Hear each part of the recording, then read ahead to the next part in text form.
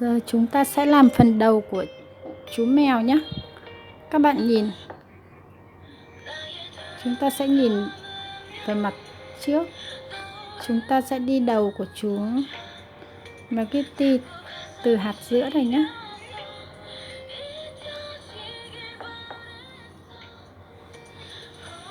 Các bạn sâu cướp qua một hạt giữa nhé, hạt ở giữa.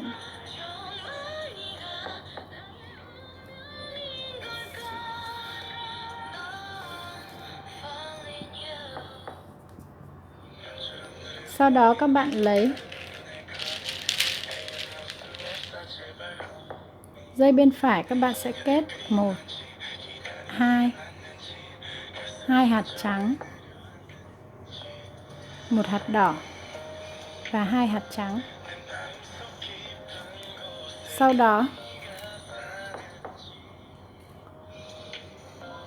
đó dây bên trái chúng ta sẽ bắt chéo qua dây phải.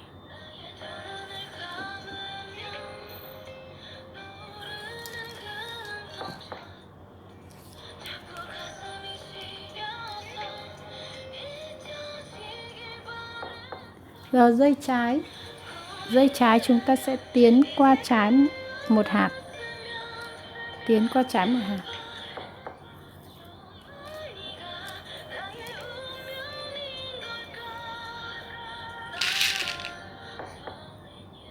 Dây phải chúng ta sẽ sâu 1 2 3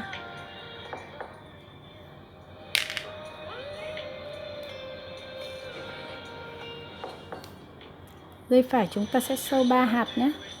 Dây trái chéo qua.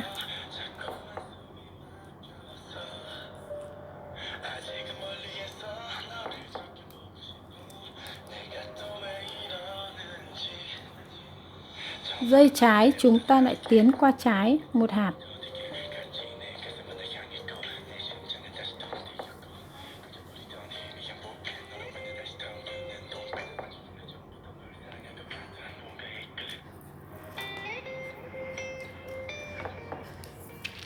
Dây phải chúng ta lại sâu 3 hạt trắng. 1 2 3 hạt trắng. Dây trái chúng ta lại chéo qua dây phải.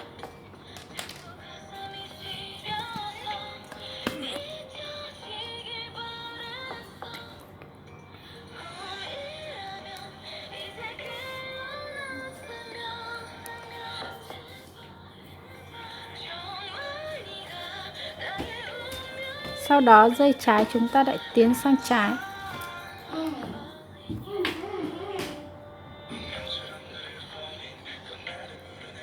Dây phải chúng ta lại sâu 4 hạt trắng. 1 2 3 4 hạt trắng. Dây trái chúng ta lại chéo qua dây phải.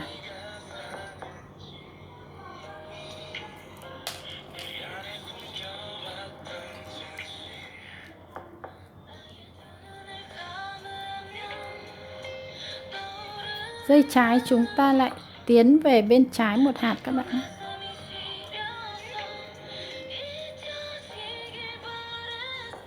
Dây trái tiến về trái một hạt.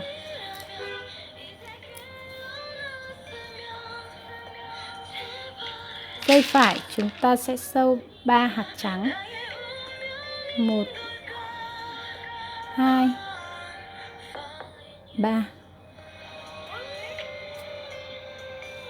Dây trái chúng ta lại bắt chéo qua.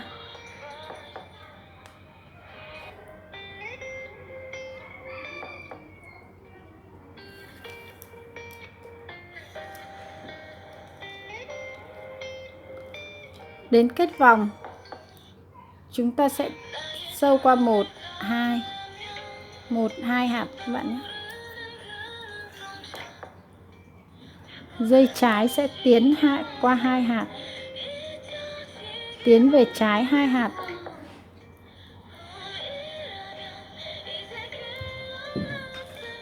Một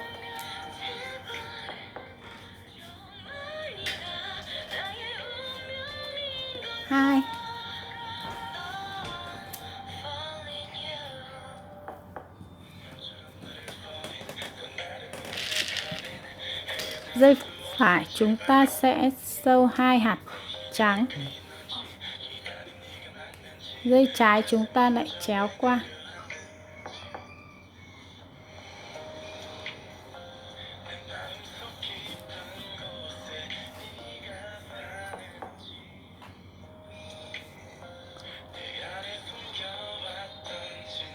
Giờ chúng ta dây trái chúng ta tiến 1 hạt nhé. Dây trái tiến 1 hạt.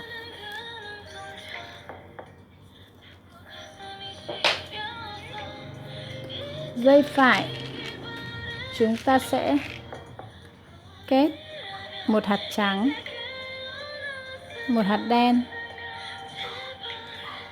1 hạt đen và 1 hạt trắng.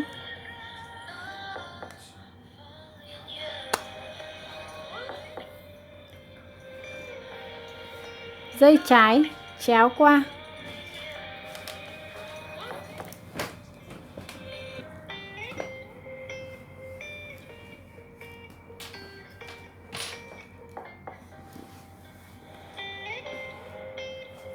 Dây trái chúng ta lại tiến về bên trái 1 hạt.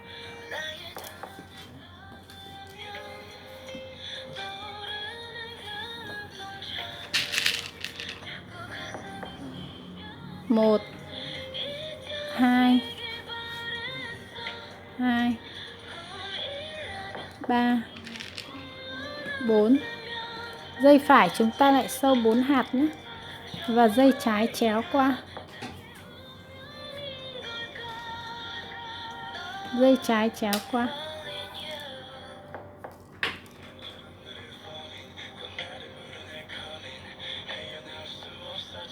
Dây trái chúng ta sẽ tiến 2 hạt. 1,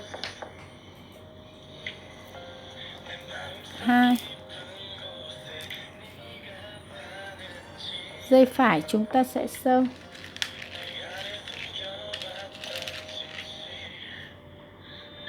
Một hạt đen, 1 hạt trắng. Dây trái chúng ta lại chéo qua dây phải.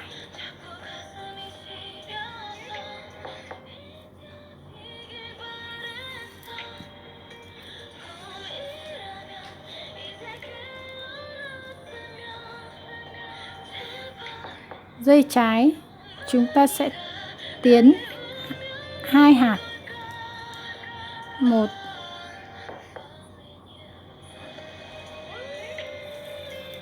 2.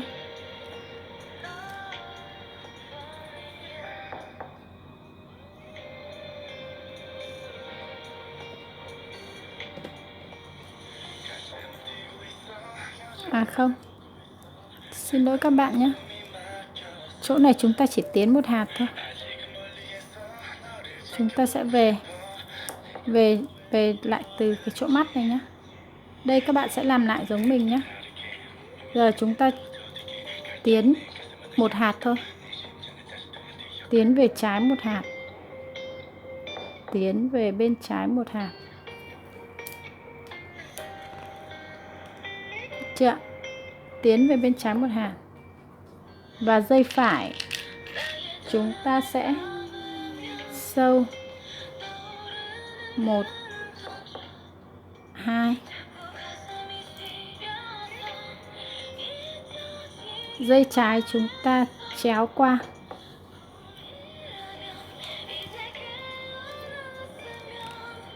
Chéo qua. Sau đó dây trái chúng ta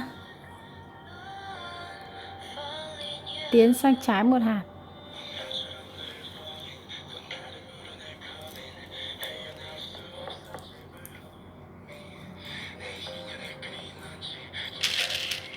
Dây phải chúng ta sẽ sâu 3 hạt. 1, 2, 3. Dây trái chúng ta chéo qua. Dây phải chúng ta lấy 3 hạt các bạn nhé. Dây trái chúng ta chéo qua. Đấy.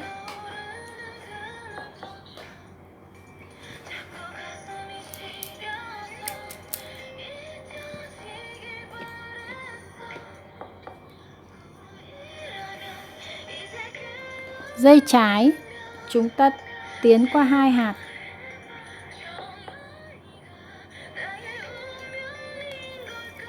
Một, 2.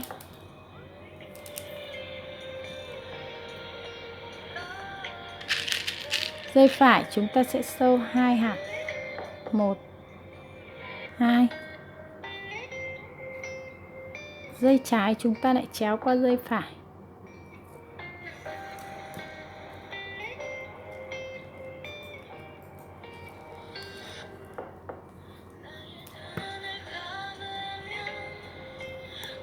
Dây trái chúng ta tiến qua trái 1 hạt. Tiến qua 1 hạt.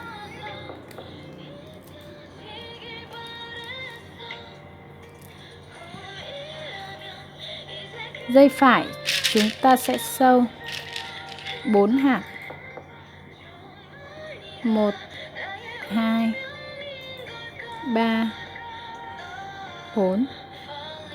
Dây phải sâu 4 hạt. Dây trái chéo qua dây phải.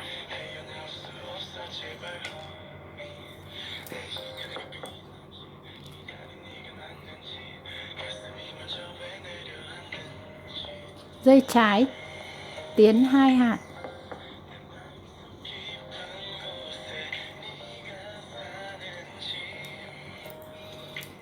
1, 2.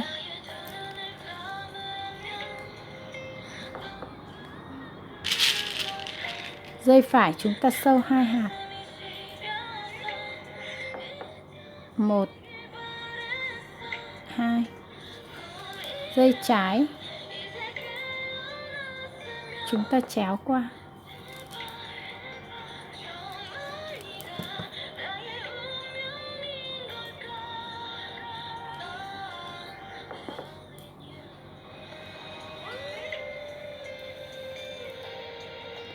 Dây phải, dây trái chúng ta tiến 1 hạt nhé. Dây trái chúng ta tiến 1 hạt.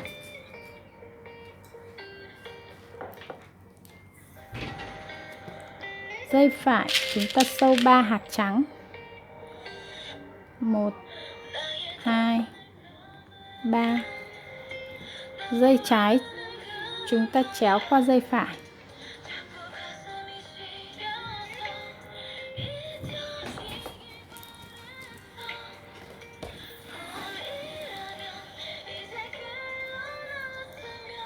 Bây giờ chúng ta sẽ tiến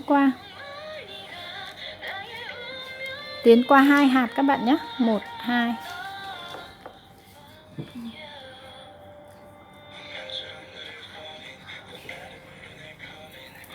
1,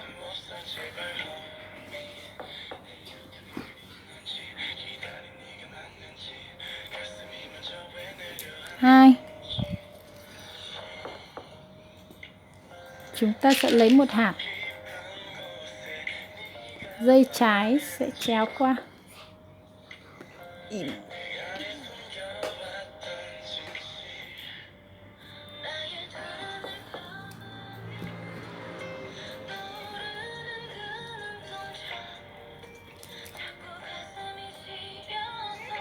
Các bạn nhìn rõ không ạ?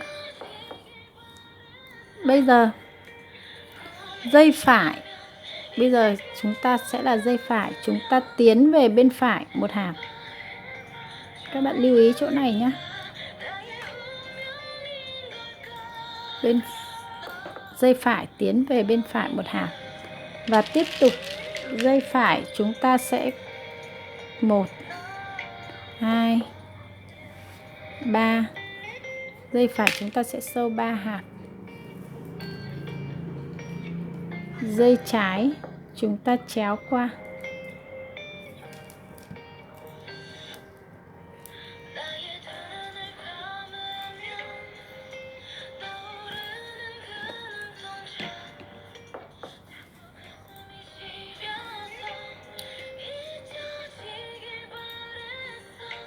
Dây trái chúng ta sẽ tiến về bên trái 2 hạt. 1 2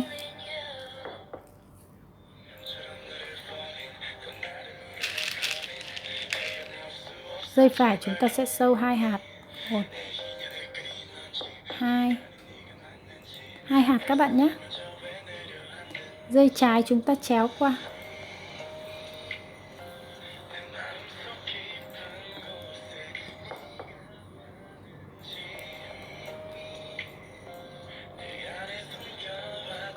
Dây trái chúng ta sẽ tiến về bên trái 1 hạt.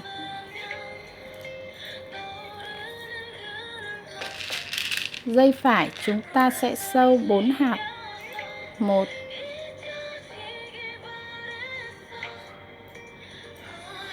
2 3 4. Dây trái chéo qua.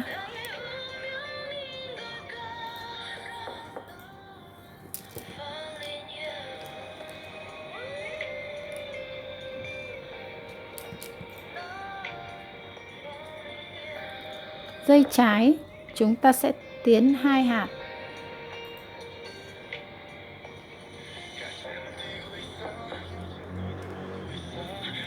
1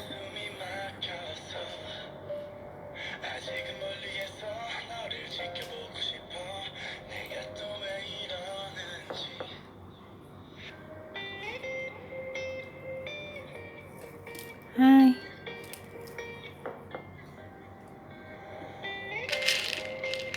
Dây phải chúng ta sẽ sâu 2 hạt.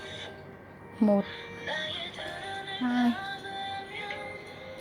Dây trái bắt chéo qua dây phải.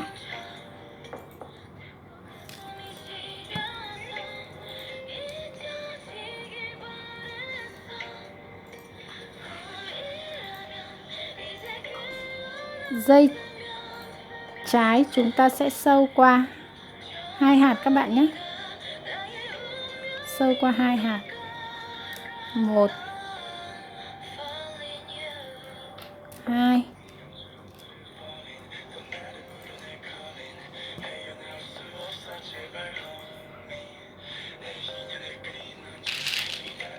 Dây trái chúng ta sẽ sâu 2 hạt. 1 2.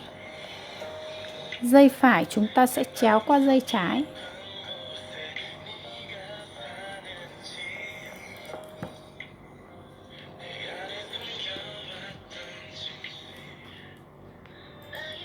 Dây phải chúng ta sẽ tiến về bên phải 2 hạt.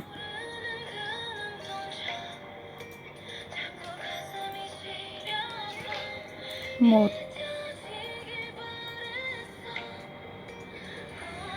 2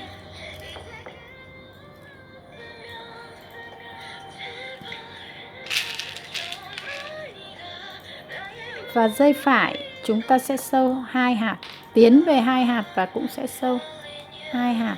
Dây trái chúng ta bắt chéo qua dây phải.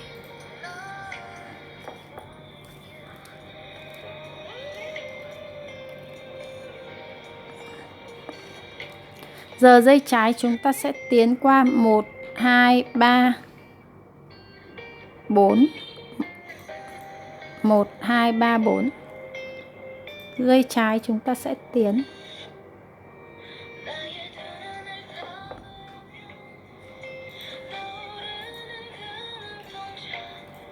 1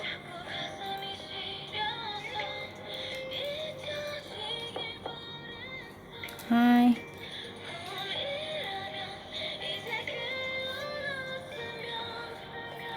3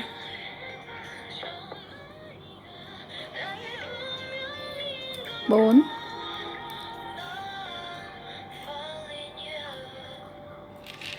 Dây phải chúng ta sẽ sâu 1 hạt.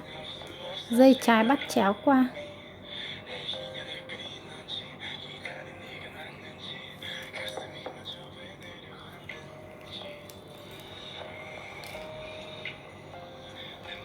Bây giờ dây phải chúng ta sẽ sâu về bên phải. 1 2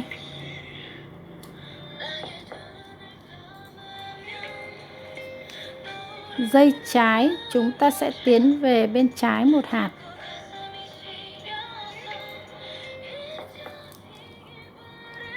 Các bạn nhớ nhé, dây phải tiến về bên phải 2 hạt, dây trái tiến về bên trái 1 hạt.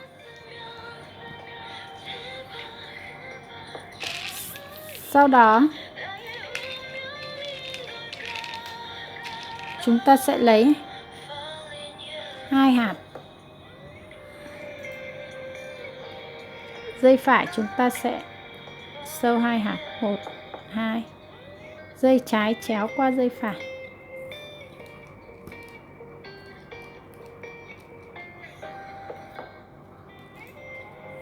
Bây giờ dây trái chúng ta sẽ tiến này.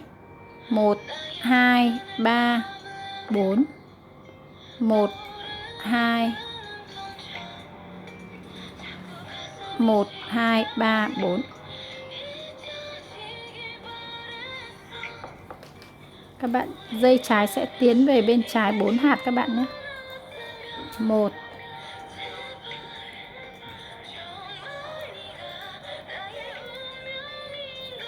2, 3,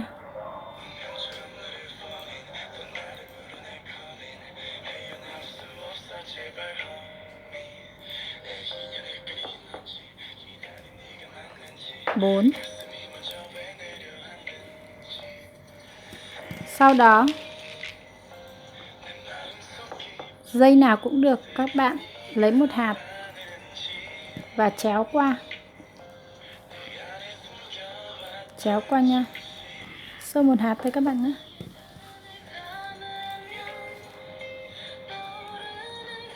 Giờ chúng ta sẽ chạy cước qua một vòng này. Bởi vì cái vòng này nó chưa được tạo vòng nên chúng ta sẽ chạy cước qua cho nó tròn cái vòng của chúng ta nhé. Chúng ta sẽ chạy cước qua cái vòng tròn 5 này.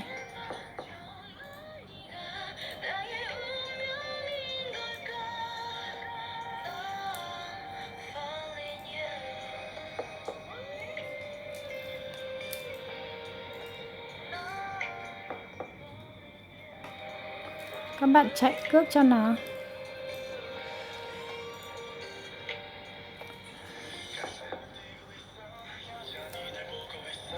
Đó. Cho nó tròn.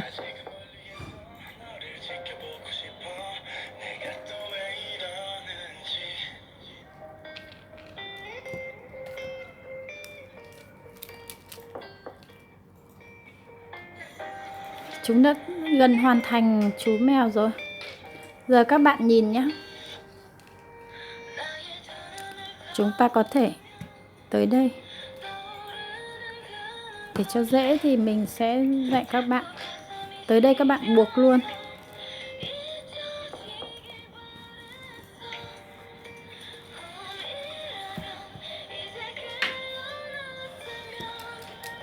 Buộc mối luôn. Thông thường thì mình sẽ tận dụng cái cước mình vừa mới làm. Nó gần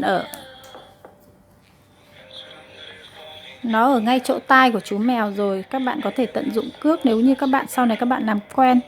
Còn bây giờ mình đang hướng dẫn các bạn thì mình sẽ cắt cái đoạn cước đấy đi và mình sẽ không sử dụng nó nhé.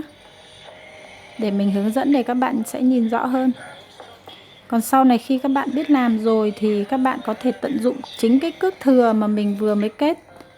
Xong mình làm luôn cái tai, không phải cắt đi như bây giờ.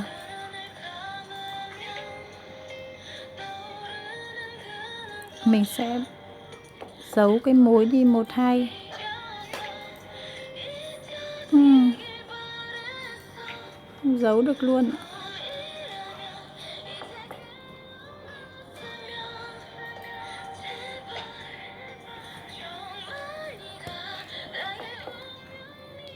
Các bạn chờ chút. Được.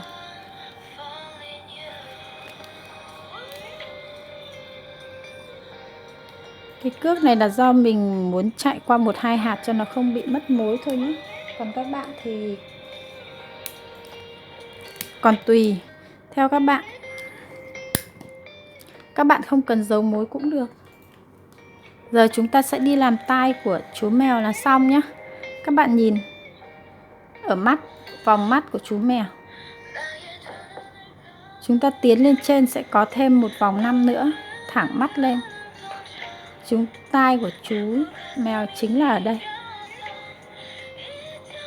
Các bạn nhìn rõ không? Mình sẽ sâu cước qua nhé. Đó. Cước dài quá. Mình sẽ cắt vậy. Đây. Sau đó các bạn sẽ sâu cho mình 4 hạt.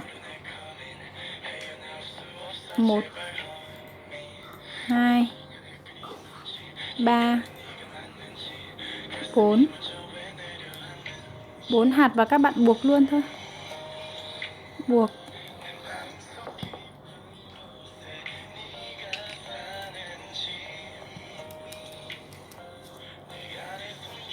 Sau đó mình giấu mối đi. Mình sẽ chạy cước ngược lên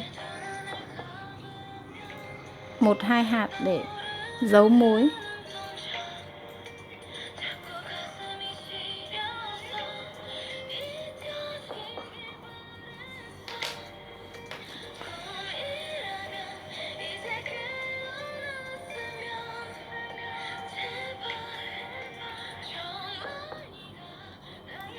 Rồi sau đó mình cắt cước đi là xong.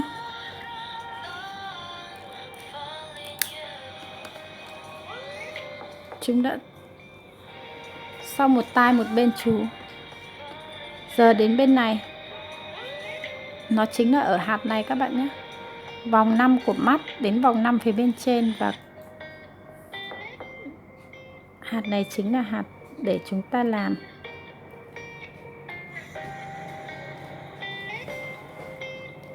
đây các bạn. Chúng ta cũng sẽ làm 4 hạt. 1 2 3 4. Sau đó chúng ta buộc nhé.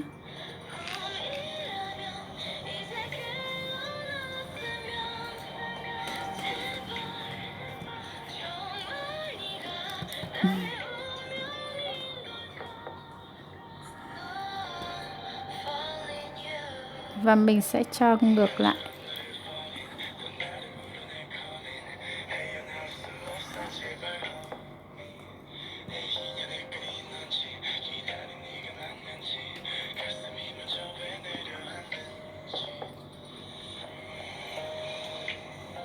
Sẽ cho chạy ngang sang bên này vậy.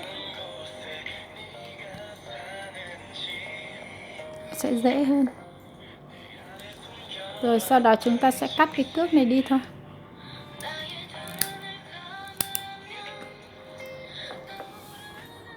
Chúng ta đã hoàn thành được chú mèo rồi. Các bạn nhìn nhé. Nếu các bạn thích, các bạn có thể thay tai chú mèo bằng chính cái màu áo của chú mèo đang mặc. Hoặc các bạn có thể làm tai trắng. Đấy là tùy các bạn nhé. Các bạn thấy có đáng yêu không ạ? Chúc các bạn thành công nhé. Lần sau mình sẽ giới thiệu cho các bạn sẽ làm chú chó. Chú chó sẽ rất dễ thương, đáng yêu. Video sau mình sẽ giới thiệu với các bạn kết chú chó này nhé. Hẹn gặp lại các bạn trong những video lần sau.